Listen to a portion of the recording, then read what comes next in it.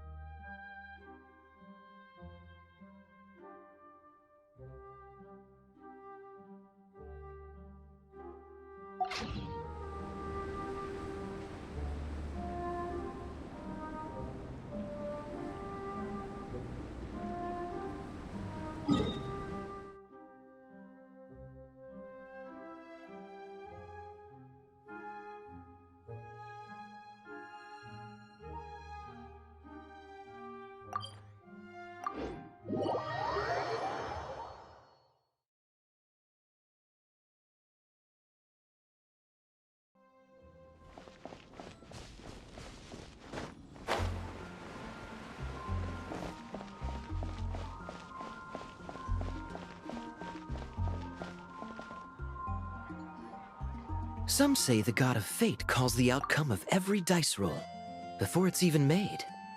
And that's why the secret to winning a lot of games is having that god on your side.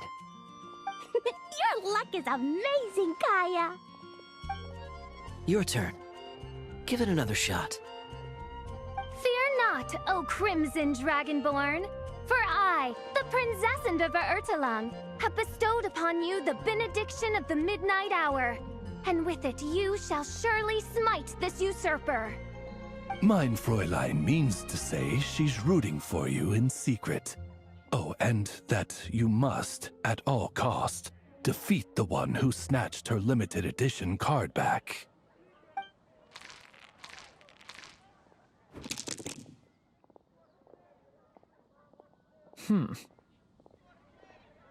I'm not too sure if that counts as good luck or bad. Tis not but the perfidious machinations of fate. Hey, everyone! Miss Honorary Knight and Paimon, you're back! It's good to see you, Honorary Knight. Mein Fräulein is quite invested in the outcome of this match, so please, allow me to extend greetings on her behalf. Of course. But if you're all playing cards, how come you're not over at the Cat's Tail? There's something about our horned friend over there that seems to frighten off little animals. Could be because he used to be a dragon. Normally, the animals just steer clear of him, but in the close confines of the Cat's Tail, let's just say, the feline residents probably consider it their turf. And we all know how dangerous a cornered cat can be.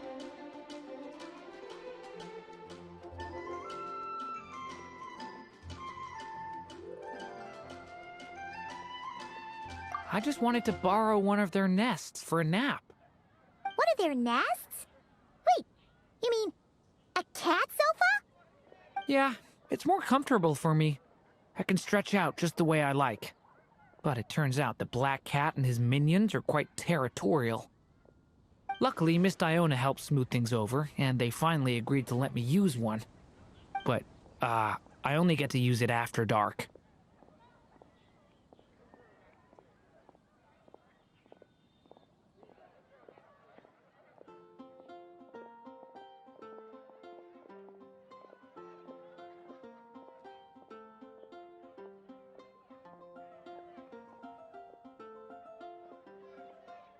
Oh, Diona stepped in! You know, underneath it all, she really does like helping people. The more likely reason is because Durin won't touch a drop of alcohol. As far as Diona's concerned, that pretty much makes them two peas in a pod.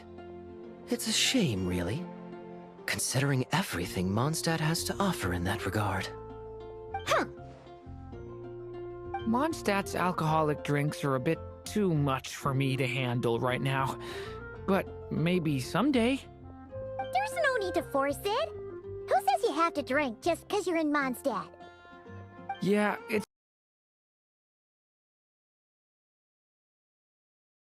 just... I'd really like to make some more friends, so I need to learn how humans socialize. I guess alcohol is usually involved, though. But that's why I started learning how to play Genius Invocation TCG. It's also a kind of social activity, but it doesn't involve drinking. And I've been lucky enough to receive the guidance of the Prinzessin de Verurteilung herself.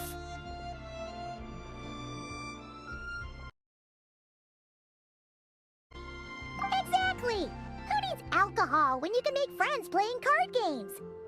Speaking of which, need any tips from the master over here? You'll wipe the floor with that opponent of yours. Paimon guarantees it. Unfortunately, with the luck he's having, not even that legendary card master from Sumeru could turn things around at this point. Yeah, that last roll wasn't great. But who knows? Maybe you'll have better luck next time? He keeps getting the exact same roll over and over. This is the third time already.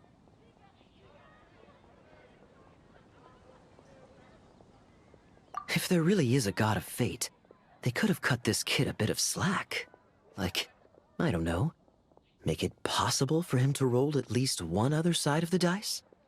I think I've lost. Must even a dragonborn, sanctified by the power of benediction, succumb to fate's insidious snares? Don't be sad, Durin. You'll definitely win the next round. You can even borrow Todoko if you want. Mom says she brings good luck. Thanks, Klee, but there's something more important I need to take care of now. Oh, okay. So, the book's given us another hint, right? Yep, and I think I've guessed where we're headed this time. Come on, follow me.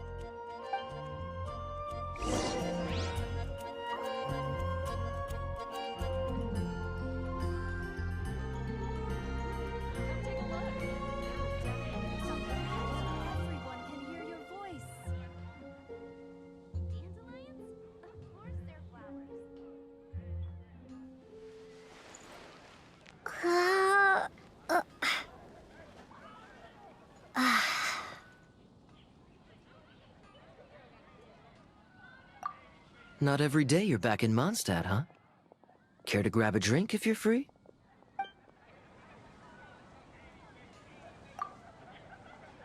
Miss Honorary Knight and Durin, are you heading off on a big adventure?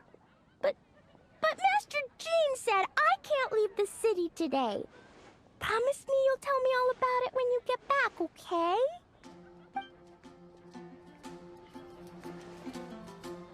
When you're high up, everyone can hear your voice. There's a stranger on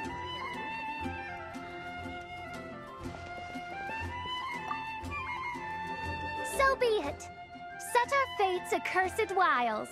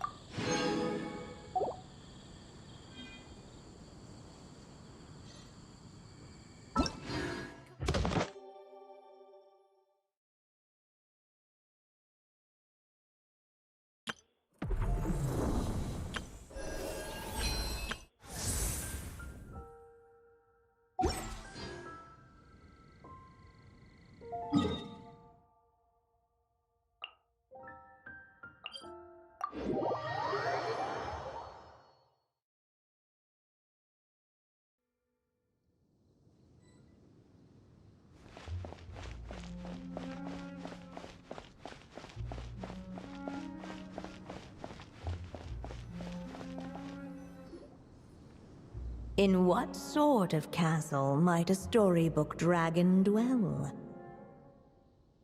The witch turned to a mighty dragon born upon the wind to seek her answer.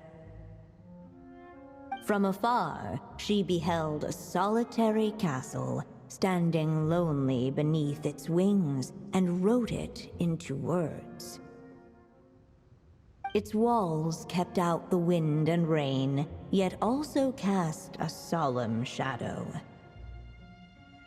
Enveloped by their shade, the story's boughs were lulled into a torpid slumber and reached no further skyward. So that's the clue. I think we're meant to find a place where dragons live, and this time, in the real world. I asked around, and it just so happens that there's a place like that in Mondstadt. Yep, that checks out. I've heard that the dragon here is called Dvalin, and that he's a magnificent creature. I hope I get the chance to meet him. Wait a second. Do you think having the two of them meet is the best idea? You know, considering everything that happened in the past?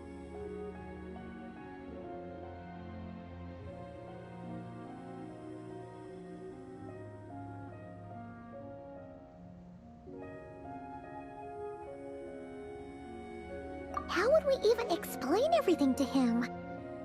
Well, if we do run into Dvalin, it should turn out okay with us there at least. Is something wrong? Nope. Let's go!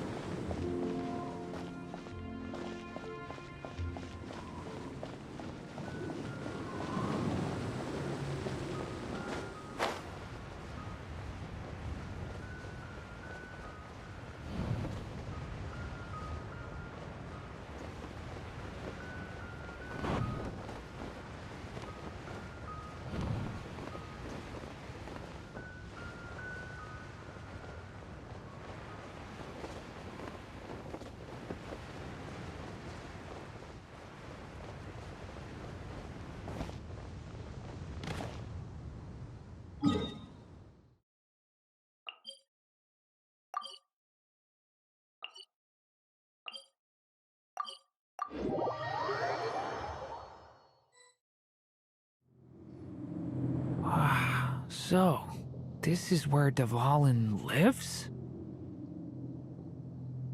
Yeah, right into the middle of a raging storm.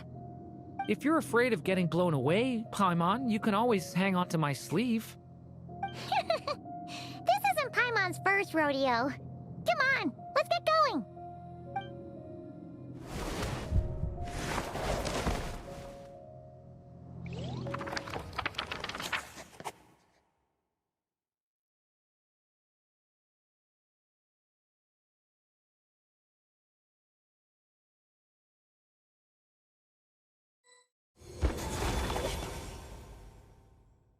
The little dragon grew with each passing day, and the story witch, who loved him dearly, built him a big, beautiful castle. Yet in the end, she herself succumbed to time's merciless march, setting forth on a journey to a place beyond even the stars. All of a sudden, the little dragon found himself alone. He tried leaving the castle to make some new friends. But already, he had grown the claws and scales of an evil dragon, just as the prophecy had foretold. Afraid he might hurt someone, the gentle little dragon hid within the castle his mother had built, and came forth no more.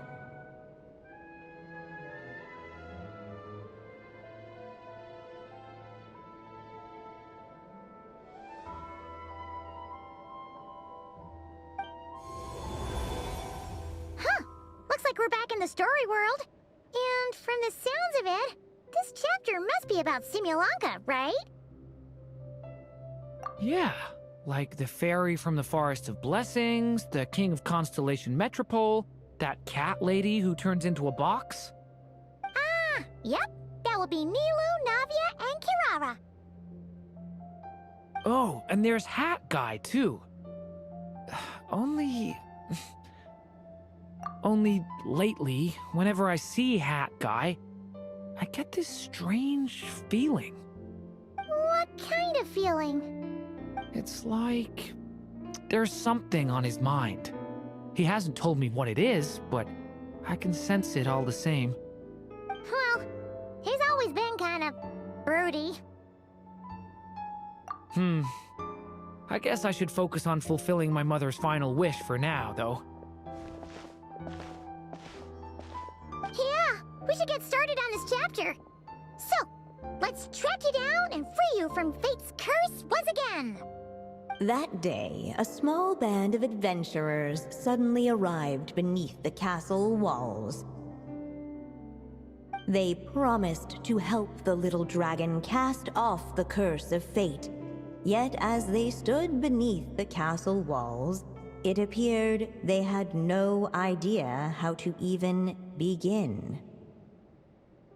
Hey, instead of making fun of us, how about giving us a hint? The little dragon had shut himself inside the tall tower at the castle's center. Anyone who wished to reach him must traverse the barriers that wall off his heart, for there is no other way. Looks like we're in for another long one. Let me try something. Ooh, do you have an idea? If that little dragon in the tower used to be me, then surely I'd know how he shuts people out better than anyone. Come on, follow me.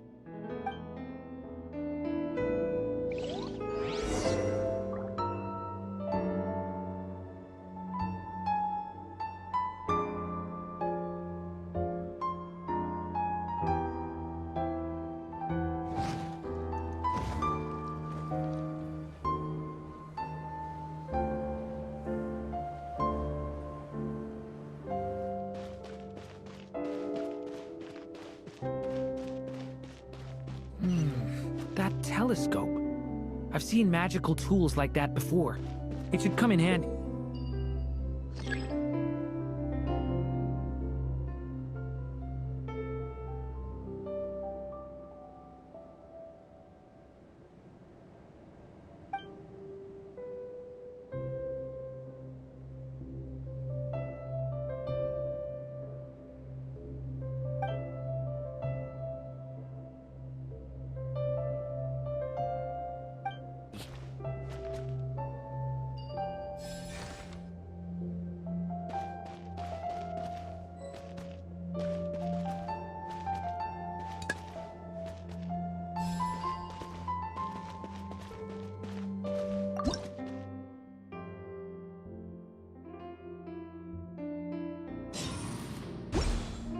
Whoa! That block just got bigger! We can get past the obstacles ahead by using these blocks to jump upwards.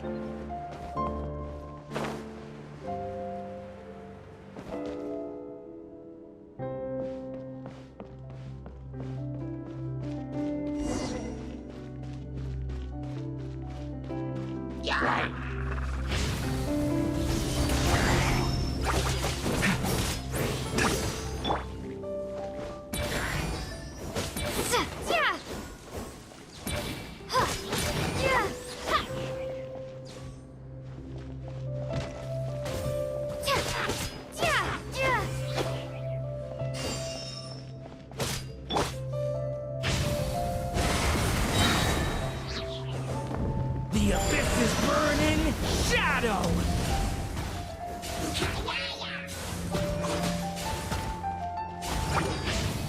Watch out!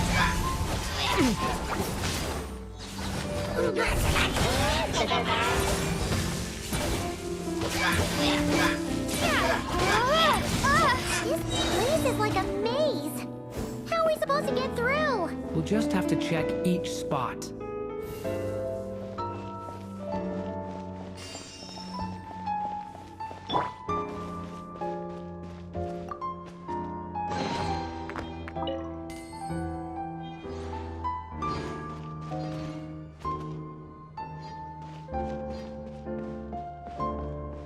Hup.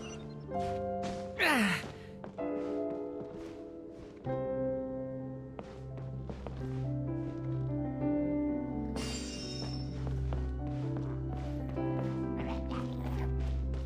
The story has only just begun!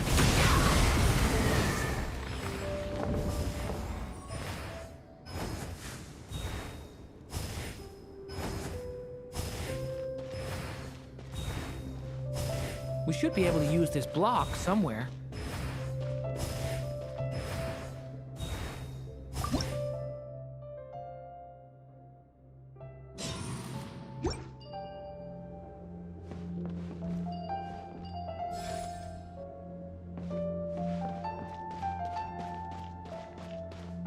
Looks like this telescope is missing some blocks. Oh. Let's try the one we just picked up.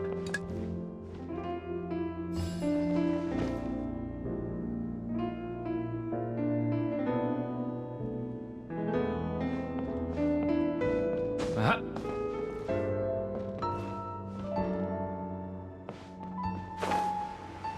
It's so dark here. Hey, there's a fire over there. Let's go check it out.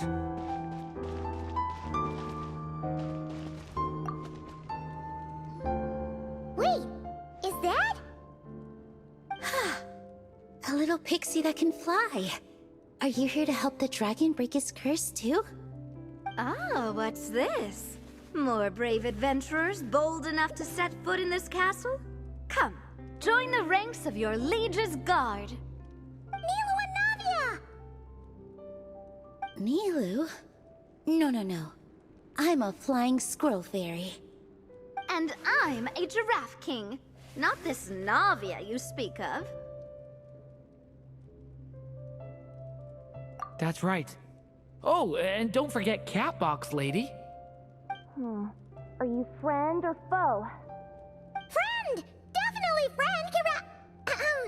Miss, Catbox Lady? Yeah, Simi-Lanka is a big part of Durin's story. So, guess it's no surprise the people we were with there would make an appearance. Okay, I think I get it now. Flying Squirrel Fairy, Giraffe King, Catbox Lady, please follow me. The shadows cast from the high walls of the tower were manifestations of the dragon's loneliness, barring the path of any visitor who wished to be his friend. The group of brave creatures sought to aid the little dragon in lifting his curse, yet without light to lead the way. The group was trapped, waiting on a miracle. These shadows are blocking our path. It seems like the little dragon is afraid to meet us. If only we had more firelight. But you three don't seem to fear these shadows. Why? Because I carry more than enough firelight for all of us. Besides, even though we're here to complete the story, who says it can't look a little different this time? Before I met you all, I was so sure I'd never make a single friend. I pushed away anyone who tried to get close, until some kind of miracle brought you to me. This time, allow me to return the favor. I'm not sure I followed all that, but you want to help the little dragon break his curse too, right? Yes, so please, come with me.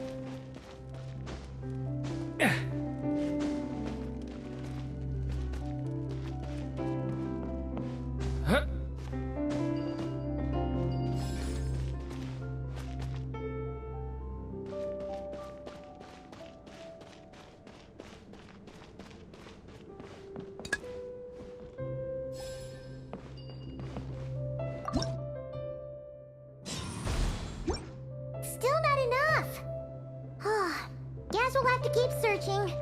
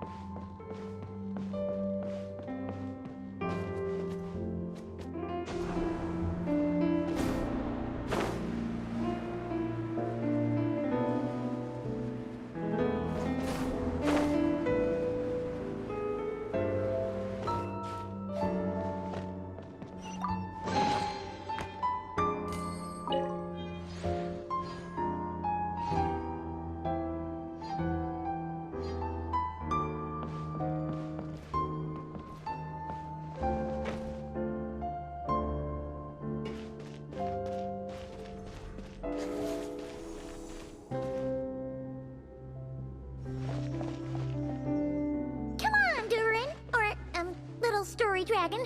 Just calm down! Stay back! I don't want to hurt you. Loneliness and fear had built a cage around his heart, shutting out all who would look upon him. And thus, all the adventurers could see was his shadow. Don't worry, we can help you! Don't come any closer! And that was the last the little dragon spoke. How are we supposed to persuade him if he won't even talk to us? If you can still hear me, please listen to what I have to say. Your claws and scales aren't some kind of inescapable curse, you know? You'll overcome it one day and make lots of new friends. I'm sure you think I'm lying. After all, no matter how many times you've tried to break it, nothing's ever worked. But this time is different. I brought your friends here to see you. Oh, what did you say? Hi, little dragon. I'm the Flying Squirrel Fairy, and I'm here to help you lift your curse. Will you talk to me? And I'm the Giraffe King. Don't be afraid, little one. We're not afraid of you. I'm just a cat in a box, but I'd very much like to be your friend too. These are my friends? Yeah, they're your friends in the future you've been trying to avoid. I can promise you that. They're reaching out, so you just have to ask yourself one question. Do you accept? After a long silence, heavy footsteps echoed from the tower's shadows. But still, the one who made them refused to step forward. Though the cage to his heart had been unlocked, the little dragon remained ashamed of his claws and scales. How can I face my friends like this? Don't worry, little dragon. We're gonna offer up our blessings and make a wish to the goddess of fate to release you from your curse. Yeah, just like last time! Make a wish? To the goddess of fate? At that moment, the Merry Witch made her entrance. Hello, little one. Don't be afraid. With the blessings of your friends, your wish shall be granted. Alice? Wait, you're the Merry Witch from the story? Correct. It is I, the Merry Witch, creator goddess of this realm. And it just so happens the goddess of fate is none other than my dear friend, the Story Witch. I'm here to make good on my promise to lend her my second strongest spell. With this spell, she'll have the power to create an entire world. So naturally, granting your wish won't be a problem. Provided, of course, you receive your friend's blessings. But before we proceed, I must check something on her behalf. Little dragon, do you accept this blessing? I want to be your friend. So if you're offering, then yes, I would love to have your blessings.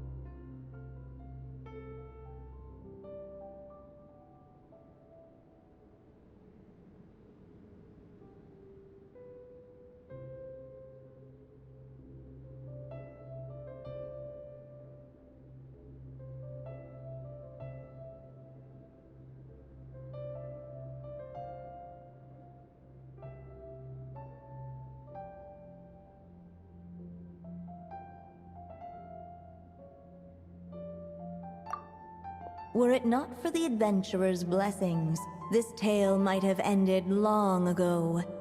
Thanks to them, another ending was now possible. Yet in that moment, they did not know if this blessing was truly a gift or just another trial in disguise. What? You didn't say a word when we actually needed a clue, but now at a critical moment like this, you turn up and start playing mind games? Another trial. Ha, that actually sounds about right. Be it the fictional problems of Simulanka or unavoidable conflicts in the real world, if you think about it, that's what they've been all along. But if it wasn't for those trials, I never would have met any of you. So, despite all that, I'd still like to give my blessings. That's the spirit! Come on, Durin! Let's help you make your wish come true again! On behalf of both my past and present selves, thank you, my friends. Fortunately, a brave band of adventurers heard tell of the little dragon's story. Determined to lift his curse, they fought their way through countless trials. To help him, they offered up their blessings and made a wish to the goddess of fate. At last, their wish was granted. Shaking off his scales, the little dragon stepped out of the tower's gloom. But his time in the world beyond the castle would soon teach him this gift would bring blessings and trials of its own.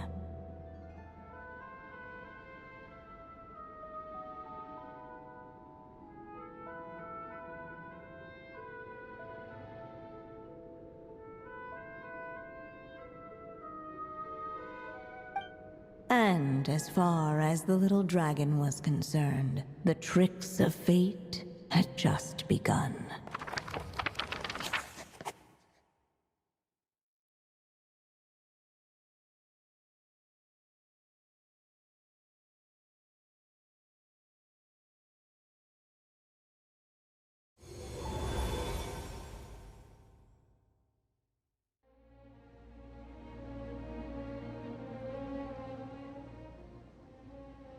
So, Durin's wish came true, just like it did before.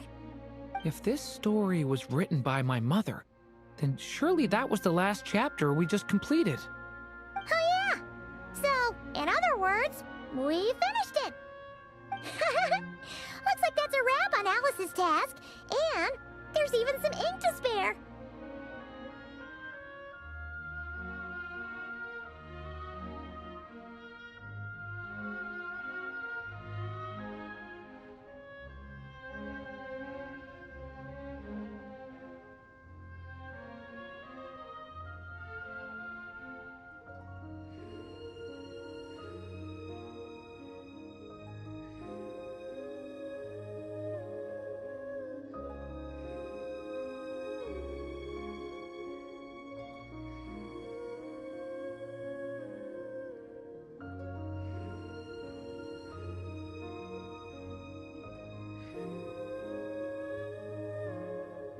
Guess we'll have to wait for her to make contact, like she said.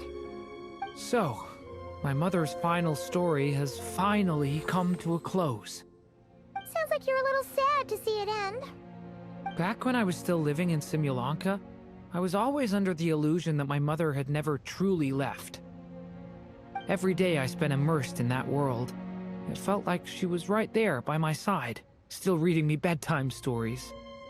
But now... Durin.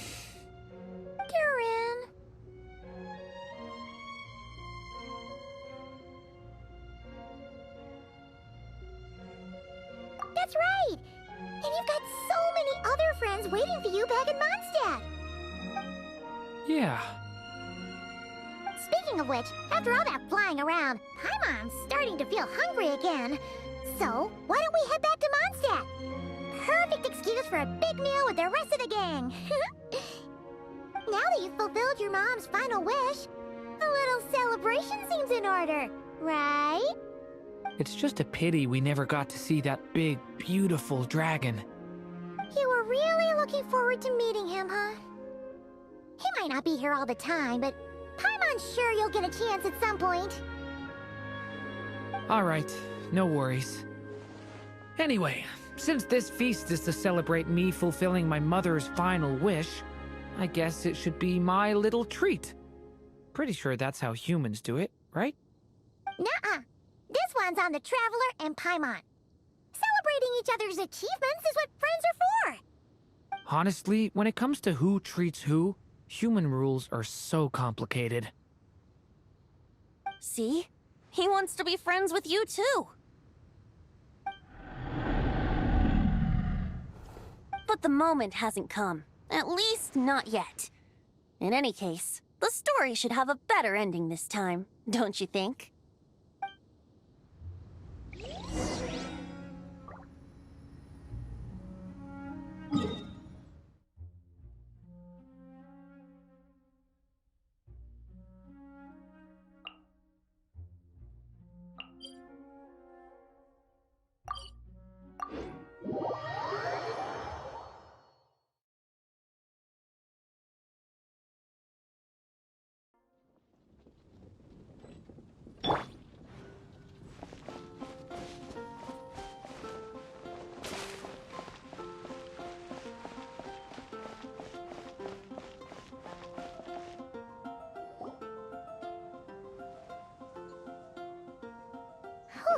Feels like we were gone for ages. Hopefully, everyone's still here. So, your adventure was a success, huh? Want to grab a drink to celebrate? Absolutely not. No booze allowed. Miss Honorary Knight, Durin! I want to hear all about your big adventure.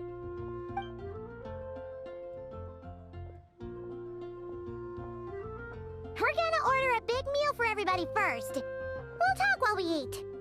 Yippee! Excuse me. Did I hear you call him Durin just now? But wasn't Durin the evil dragon that fell on Dragonspine? Come on, miss! This Durin isn't that evil dragon from Dragonspine. Albedo said... well... it was kinda confusing. But anyway, it's super cool! Oh, is this your first time meeting him, Marjorie? No wonder you're getting him confused. Still, even if you hadn't met him yet, shouldn't you have heard about him at the very least? At this point, pretty much the whole city has.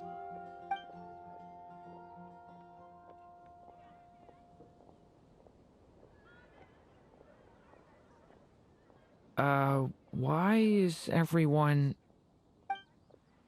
So, what exactly is his connection with the evil dragon? Wait, but those horns on his head... Surely he's not a... Did everyone just forget about Durin? No, that can't be.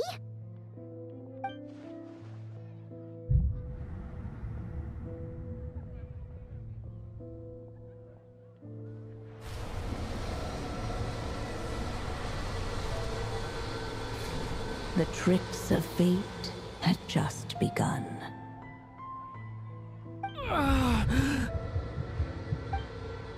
Watch out!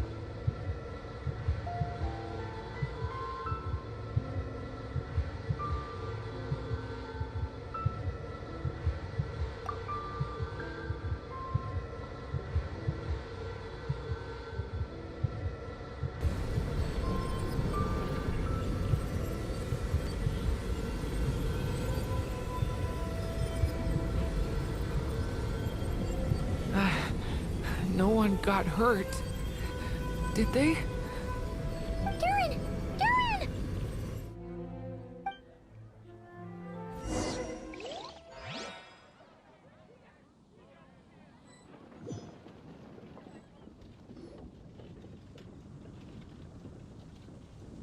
I just had Barbara check him over. He's not badly hurt, but he seems to have burned through a lot of energy fending off some kind of dangerous power. He'll need some time to rest before he wakes up. So, can someone explain what's going on here?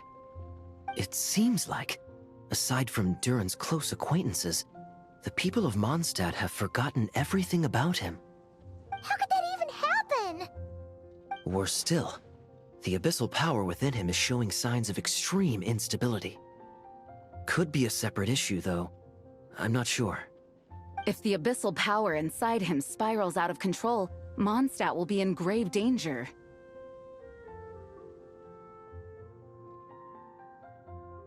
I completely agree. All right then. As acting Grand Master, I'll send a letter requesting Albedo's immediate return. Until then, the Knights will watch over Durin. That's pretty much all we can do right now. Also, allow me to look after this book for now. If you need to consult it, just drop by my office. Do you think the book might have something to do with what's happening? It's just weird that Alice still hasn't contacted us. Maybe we should head back inside the book and take another look.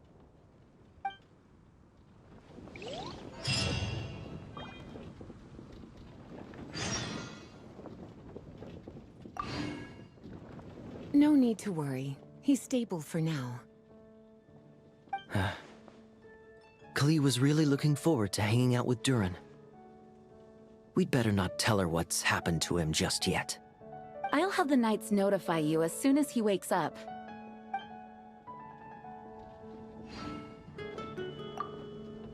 No need to worry. He's stable. I'll have the Knights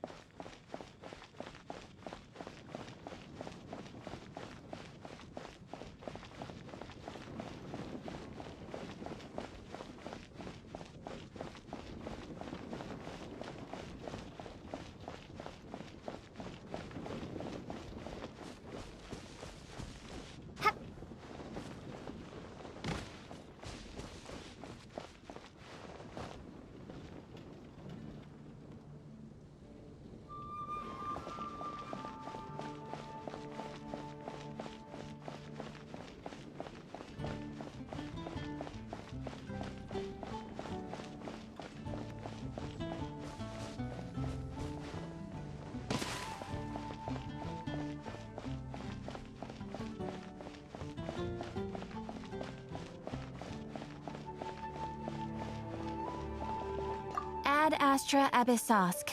Welcome to the Adventurers Guild. Thank you for completing today's commissions. Here is your reward. Ad Astra Abyssosk. Welcome to the Adventurers Guild.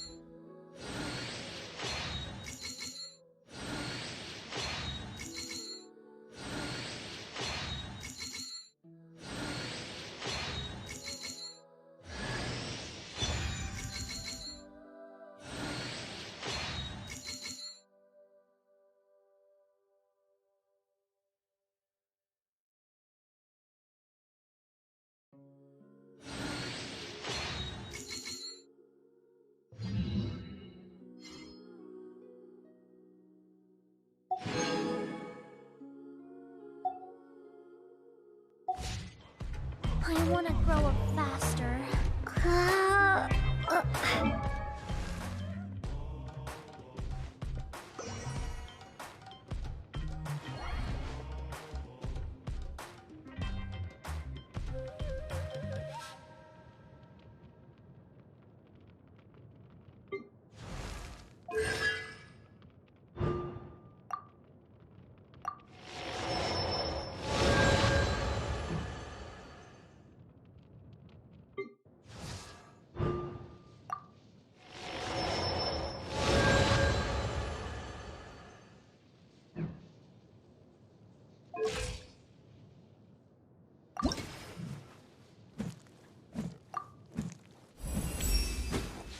Any fitness enthusiast who puts blind faith and perseverance alone will end up getting injured.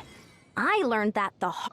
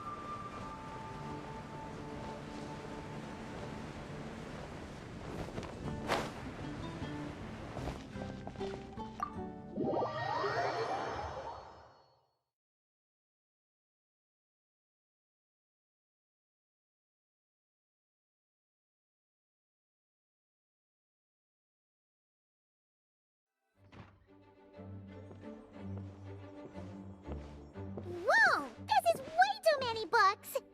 Considering this library organizing job is classified as a premium commission, I'm on key mentally prepared, you know? But seeing it in person is something else. Why, if it isn't Cutie and Paimon? What brings you back to Mondstadt? Let me guess. You missed me so much you just had to come visit. Is that it? You've become quite the flatterer since we last saw each other, haven't you? Found you! We were starting to think you weren't clocking in today. Well, I wasn't planning to. But then, Catherine mentioned someone had finally accepted an important commission for the library. So I came to check on things. Might you both be here for that very commission by any chance? Ah, music to my ears. Now, as you can see, a certain anonymous benefactor has donated a large amount of books to us.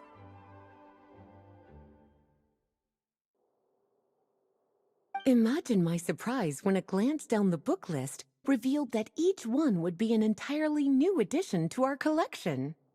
There are books of all different kinds, including quite a few that are banned. Troublesome, I know. So this wasn't an odd job I could trust to just anyone. And sorting them myself? My, what a headache that would be. It would take ages. All that to say, I'm very relieved to see you here. I would treat you to some tea, of course, but looking at the state of this place, perhaps another time, yes?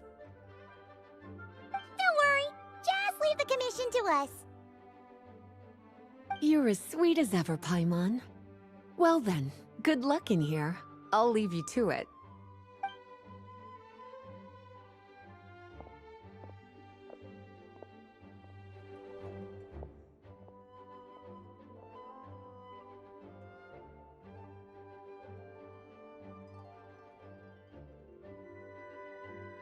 Finally! We made it to the last stack! What even are some of these books? A Hilichurl's Guide to Running for Your Life? Do Hilichurls even read? Oh, and Basics of Whopper Flower Cultivation. Who'd grow one of those, anyway? And what's this one? The Little Witch's Dictionary? Huh. That title's kind of suspicious. And didn't we already sort this area? Did you notice it earlier? Huh. Well, witches always make Paimon think of, you know...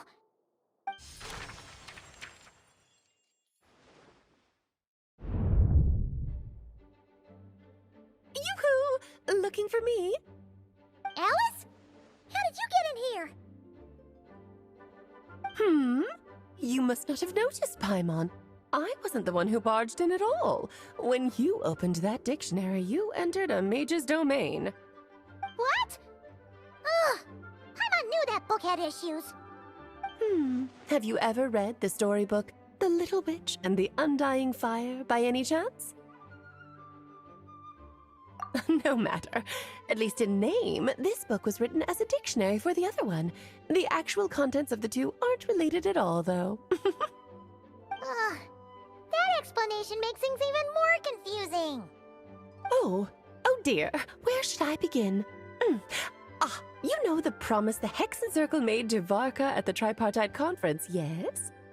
Namely, that in Mondstadt's greatest time of need, the mages would return and lend their aid to the nation?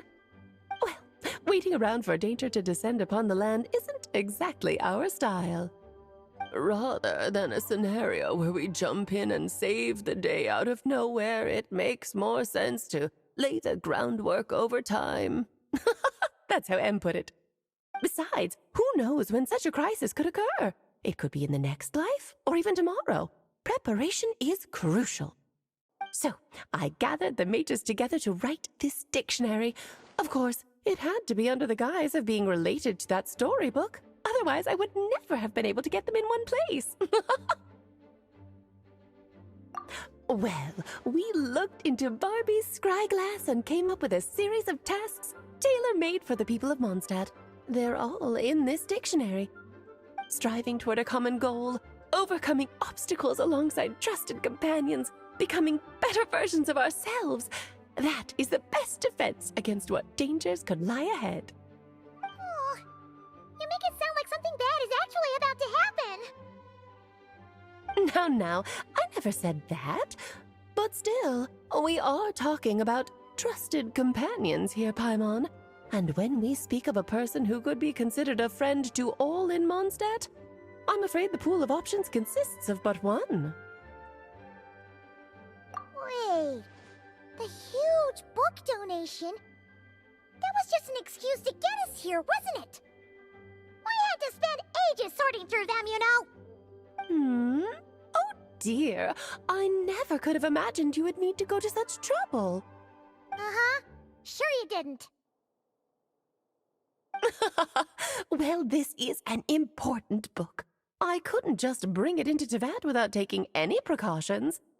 Much better to hide it in plain sight, you see. That's why I donated all those other books to the library. Besides, it's not like this is a bad thing. Just think of it as an excuse to reunite with old friends. And as a favor to your dear Aunt Alice. Okay. If the goal is to help the people of Mondstadt, then we're in. We'll take the dictionary. And the next time we run into our friends, we'll pass your test facts and stuff along, okay? Wonderful. Then I'll let you get to it. Have fun!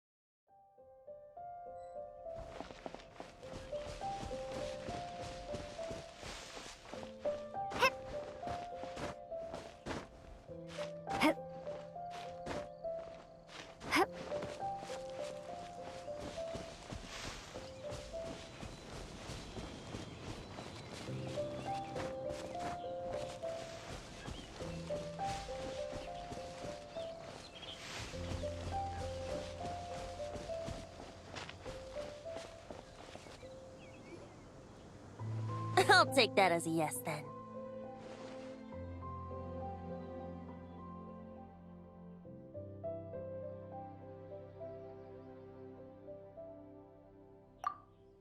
Ah, finally, you're here!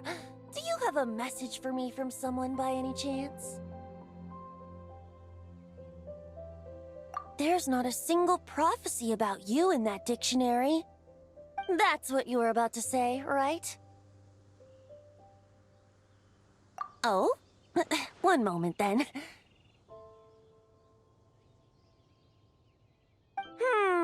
Your curiosity seems as strong as ever, Barbeloth. Alas, my future will have to remain absent from your dictionary. The wind may be happy to let dandelions trace its form and have poets sing it into verse, but to be contained is hardly its nature.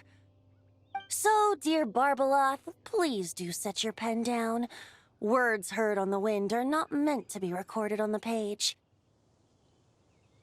If you're truly interested in this legend, allow me to fashion it into a poem.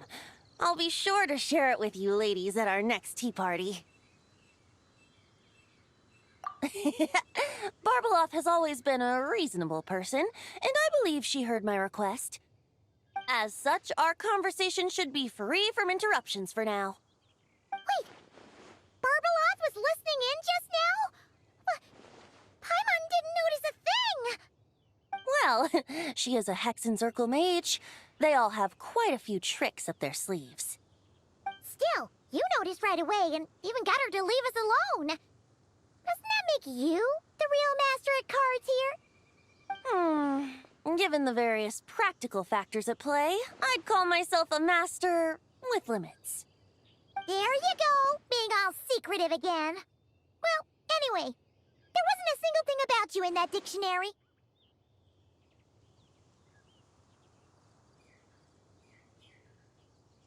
You being here is enough. Barbeloth's prophecy concerning me may be incomplete, but it's not incorrect. There's something I need to do, and I could indeed use your help.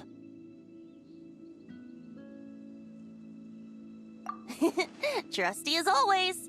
In that case, could you play a song with me later? Yep, that's all. But don't worry, this isn't a performance to decide the fate of some consequential event. It's just a duet between friends. The last time I played this song, the howling gale was my sole audience, and the notes scattered in all directions, leaving only fragments of the melody behind. But now, with a friend like you by my side, why should the wind alone bear witness to this music?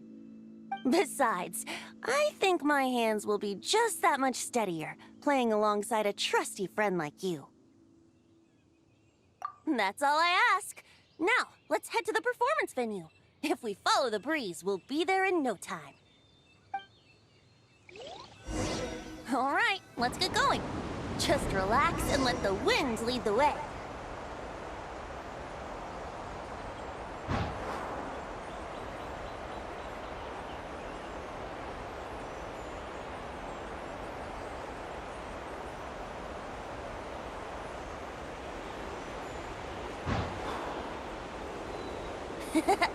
No need to hold your breath.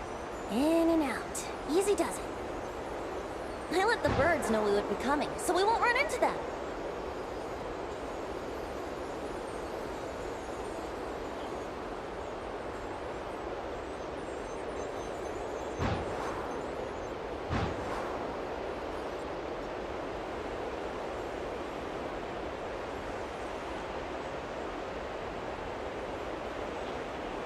Don't worry, it's just a little ocean spray. You won't get soaked. Ah, the delightful sea breeze. Go on, breathe it in.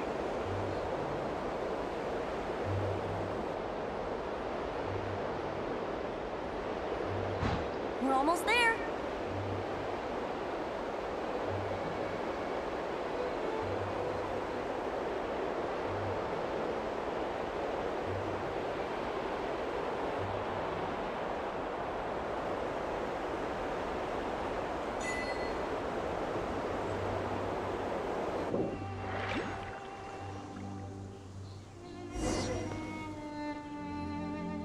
I thought we'd have to fly super far, but it looks like we're just outside the city.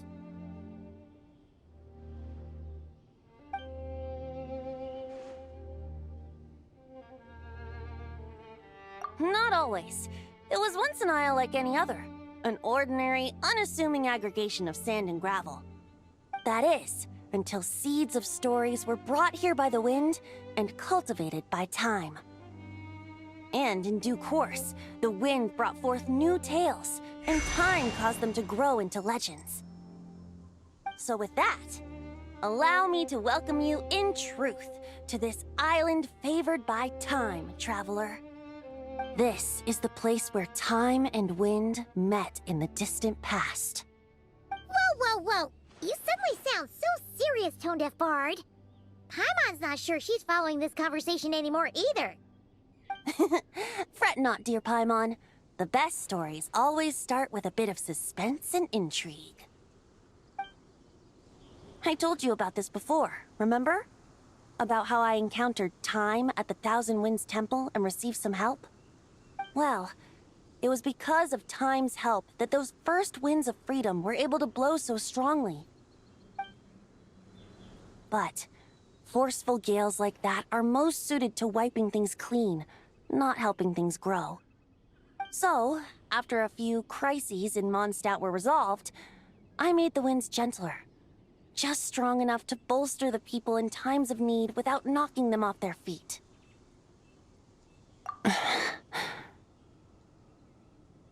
Shadows gather in the distance.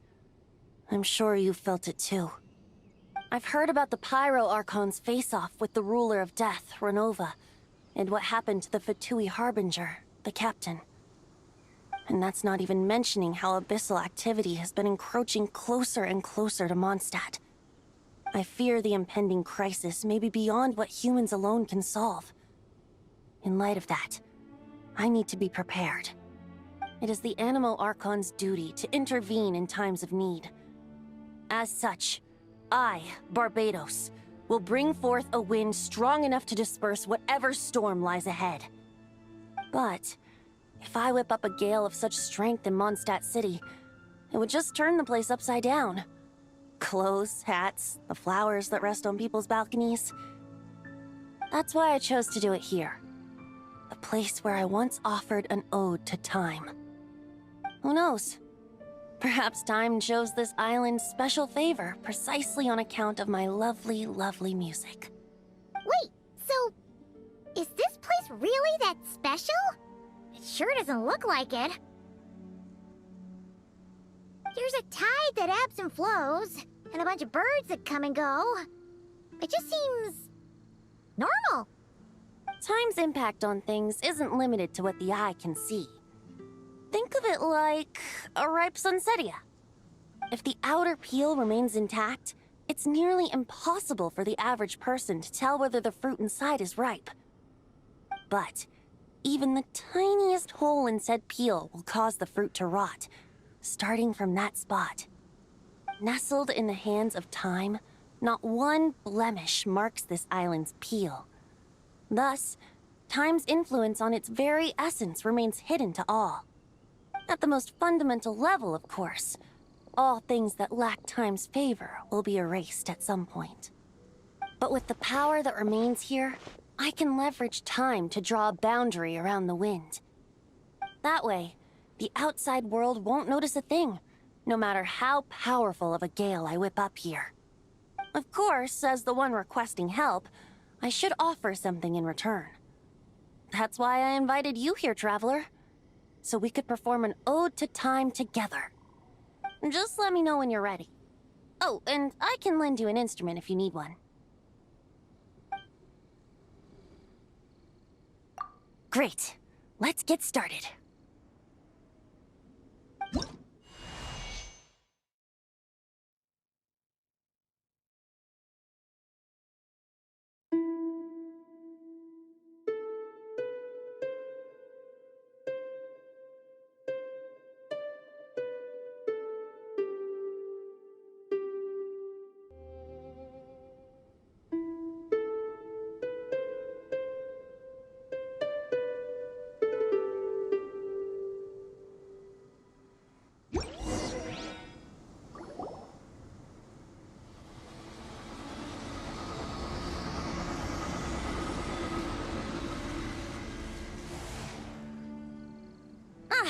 Looks like our music has moved some in our audience to step on stage. But that's against concert rules, so let's usher them out.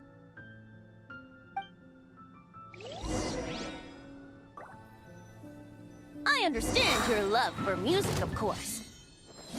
But for now, I'm going to have you leave the premises.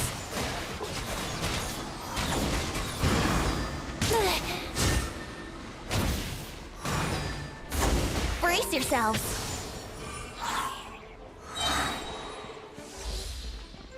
Fire! Well, with rocks. Order guide you. Solidify. There is no escape. Time for takeoff. Let's play.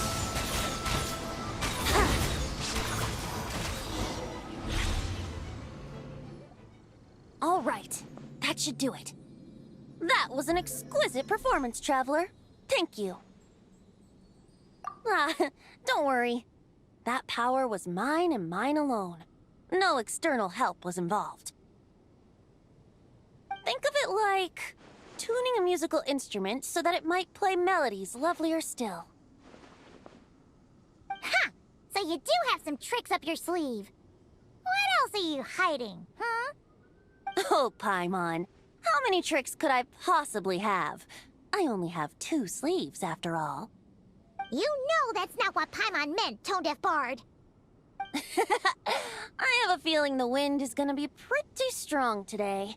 We should head back to Mondstadt and tell people to hold on to their hats.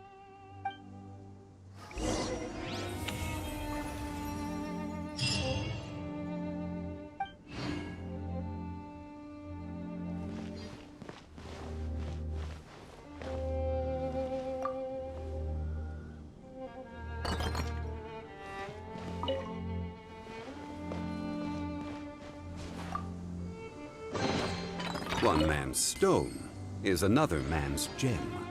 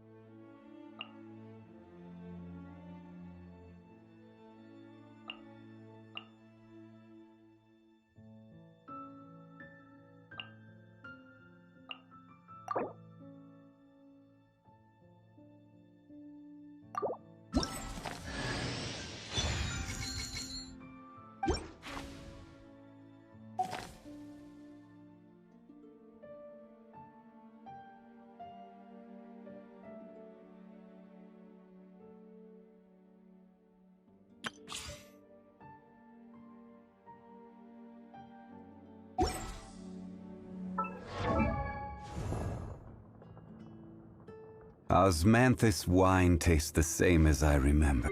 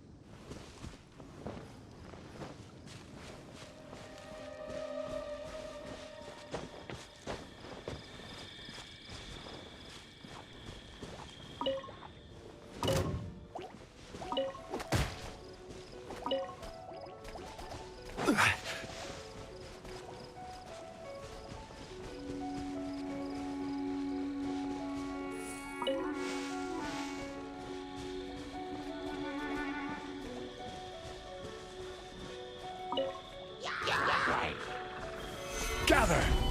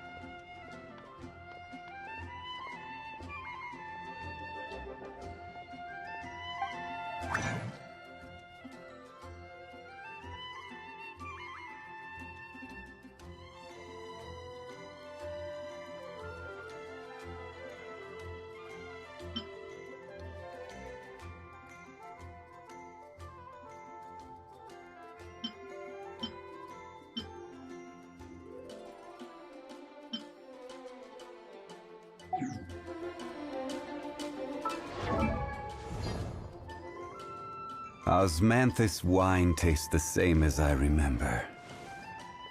But where are those who share the memory?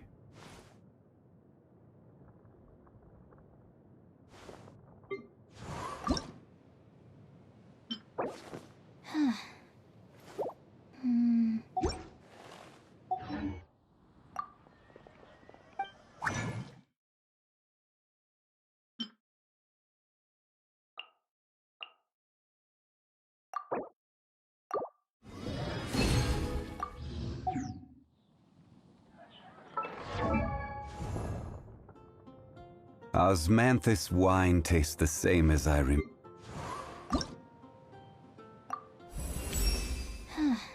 Recently, during my experiments, I found myself suddenly wondering when I'll next get to go on an adventure with you. So strange. Why do you think that is? I need to do some scientific investigation to find out.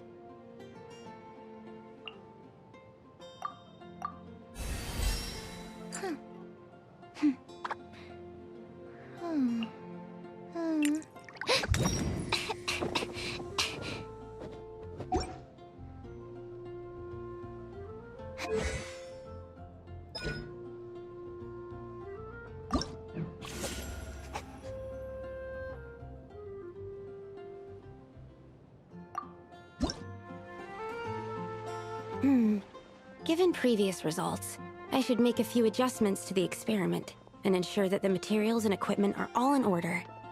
As for the potion I need to make... Oh, Traveler, Paimon, what brings you here? We're here to help with your task. We wanted to see if you could use some extra hands. My task? Oh, you mean the one Mr. Albedo told me about? The one from the Hexen Circle? Well, you're just in time. The experiment is ongoing, and I was just about to work on it. Ongoing? So, you've been working on it all this time? Yes. It aligns with other research topics I've been working on, so it hasn't been too much extra work. Still... What? Is there a problem with the experiment? I've been unsuccessful so far. Oh, so it keeps failing, huh? It's not as simple as just failing. The whole theoretical framework behind this task is a bit more complicated than I imagined.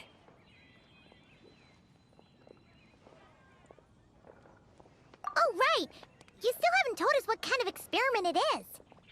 One meant to develop a potion that can transform sweet flowers into a variant 16 times its normal size. That is to say, the formulation of Botanical Augmentation Reagent Type 4, Iteration 7. As you can probably guess, this is my 7th time running the experiment. Wow! So, basically, we need to make growth serum. Or the 7th version of one.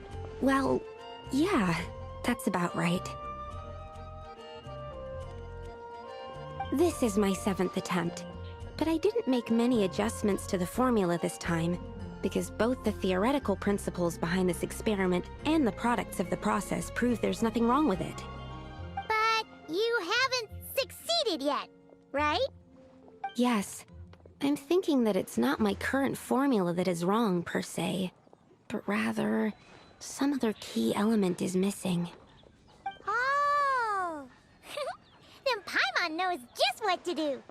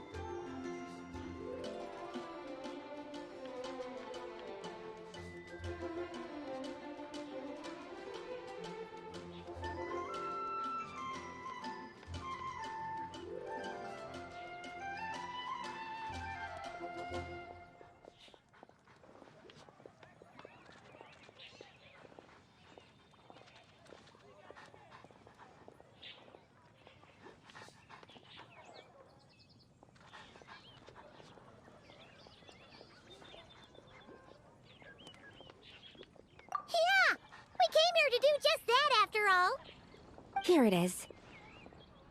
That said, I'm still missing 2 ingredients. Now that we can help with. What do we need to get? I need spring water from Springvale to use as the base, as well as Eye of the Storm fragments. But that last one could be tricky. We've got this! Let's go! Let's tackle the Eye of the Storm first.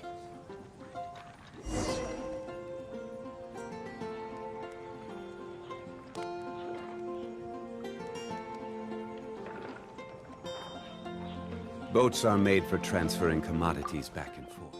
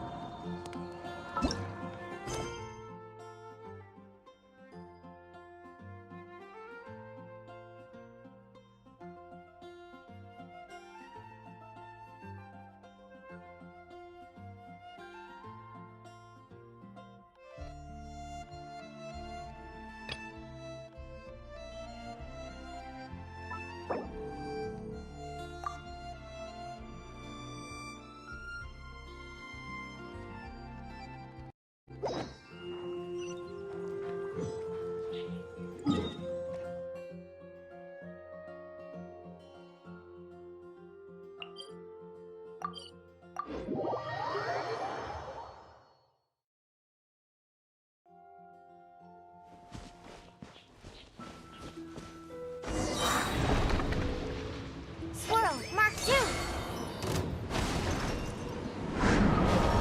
This is order. Stabilize.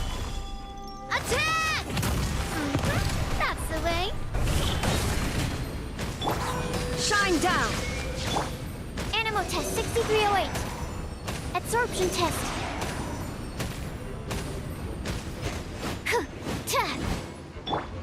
There is no escape! Coming at ya!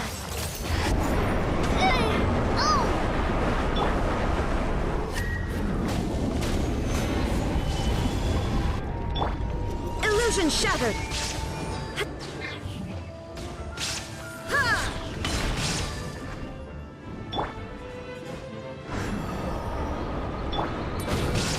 Solidify.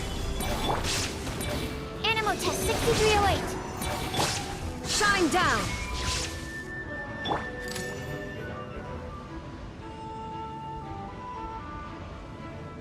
Coming at ya!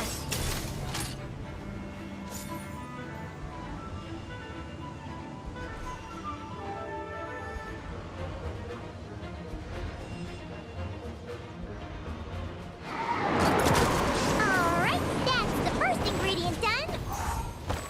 Wow, you 2 work fast.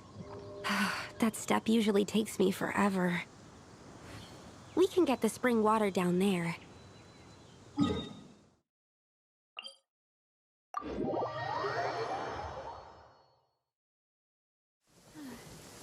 It's raining again.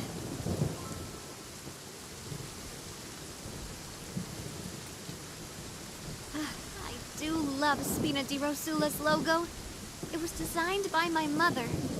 Have you noticed how it's shaped like a heart?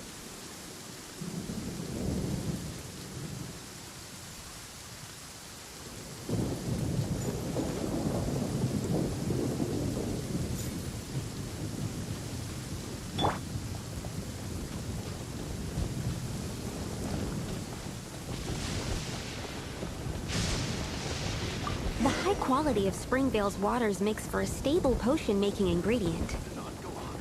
That's all we needed, right? Yes, let's head back.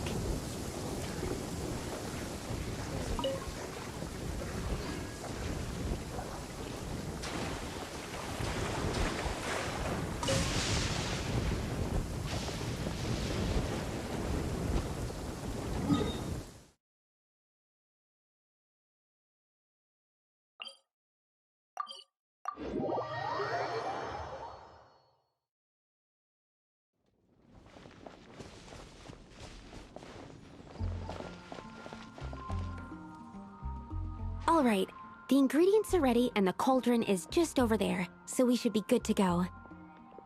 But, Is something wrong? No. It's just... Do you mind if I watch from the side? Just for the purposes of accurate recording, I mean. I know lots of people don't like being scrutinized during experiments, so...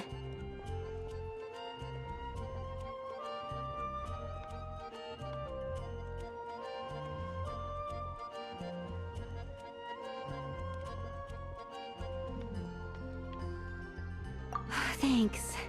Then, I'm ready to go whenever you are. I'll make sure to take detailed notes, too. So, are you ready to start the experiment?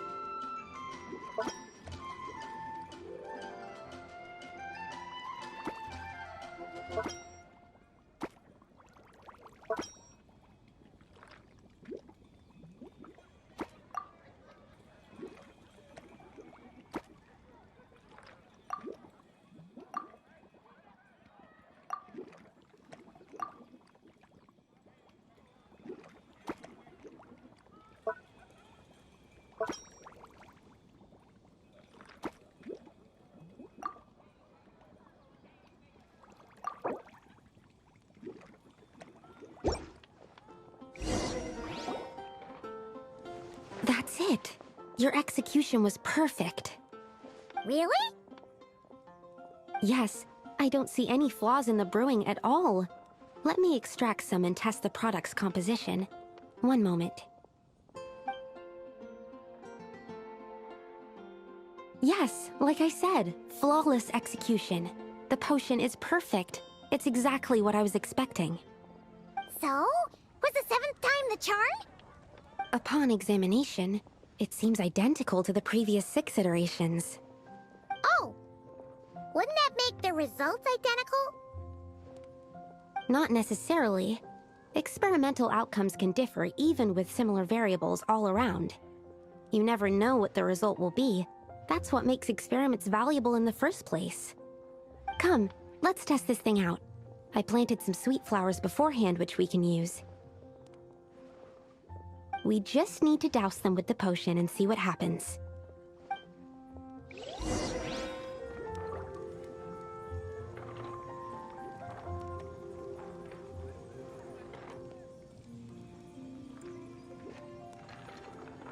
The neighboring nation of Liyue has the most prosperous commercial port in all of Teyvat. And a rat.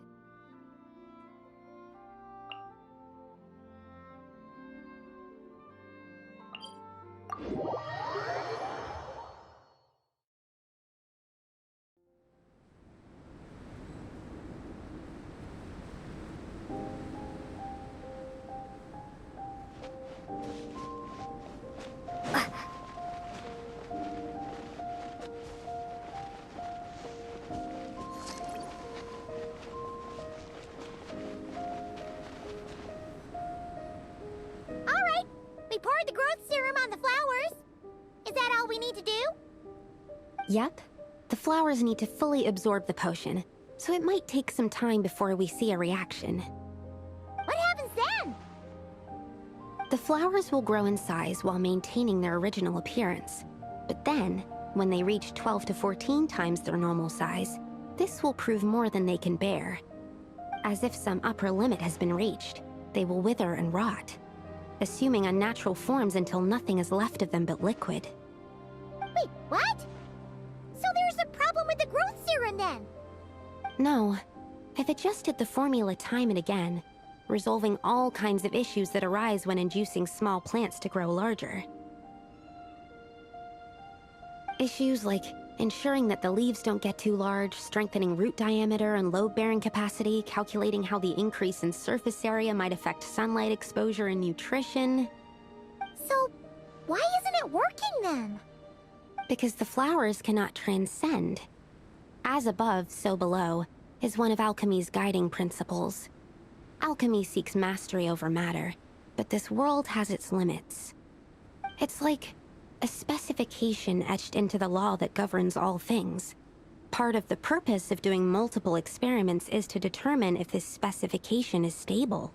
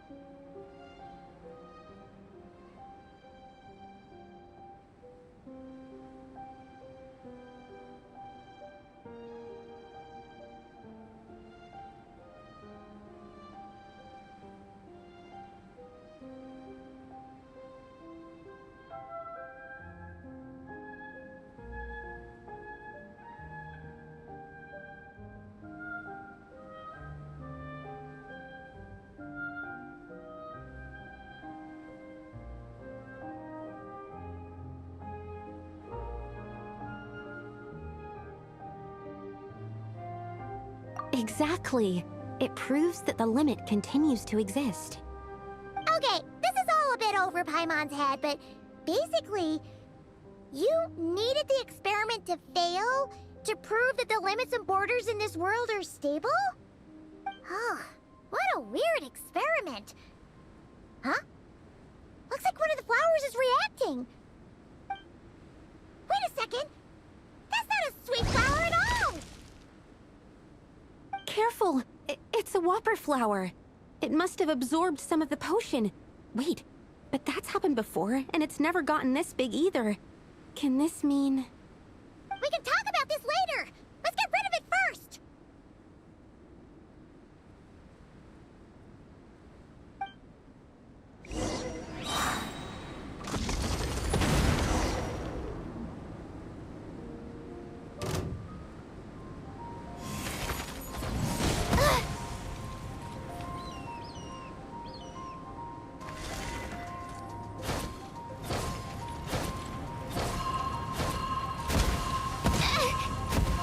Don't break my glasses! A minor error.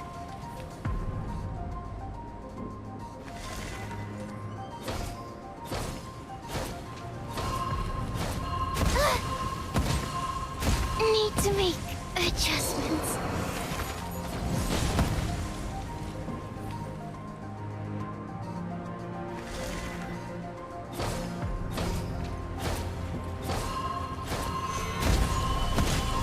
I will have order.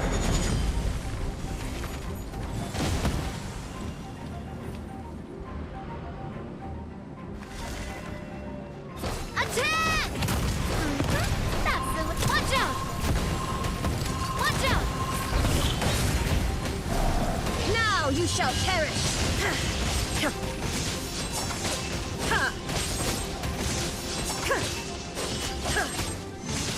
There is no escape! Gather! module 75. Stand clear.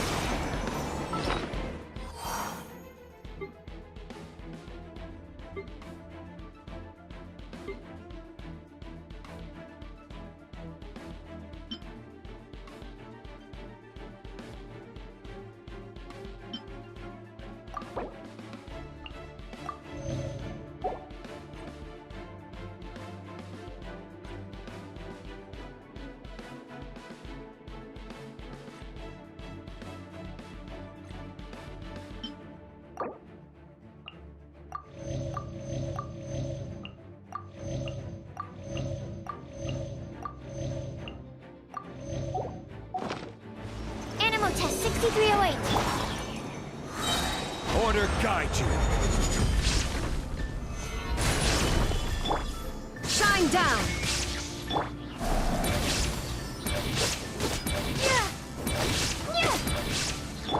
Watch out! Coming at ya! A proper send-off from the Stina with love. Stabilize. Absorption test. Swirl, Mark 2. This is order.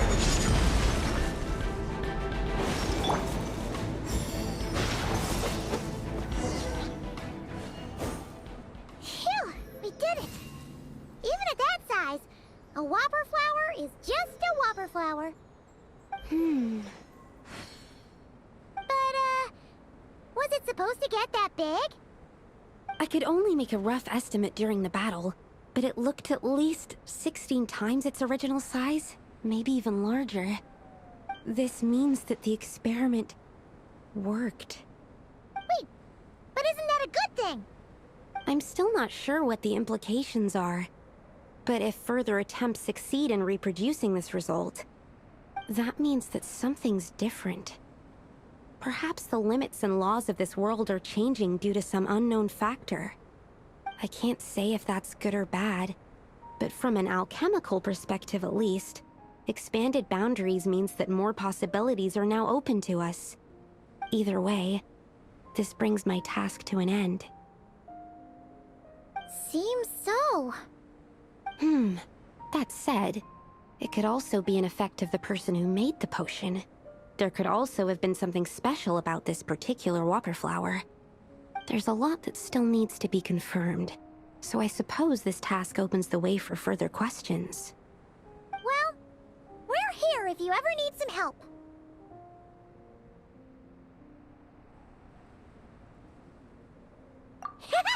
Just think about it! Paimon could probably beat a whole gang of treasure hoarders to a pulp if you were 16 times bigger! I have my doubts. The only reason the serum worked on the whopper flower was because its internal structure was similar enough to a sweet flower. If you drank some, you might become 16 times bigger, but you might also turn into a plant-based life form. Yeah, nope. That's not happening then. Oh, by the way, Paimon wanted to ask, why is all your research focused on things like sweet flowers and sunsettias? Oh, that's simple. Both sunsettias and sweet flower nectar taste sweet.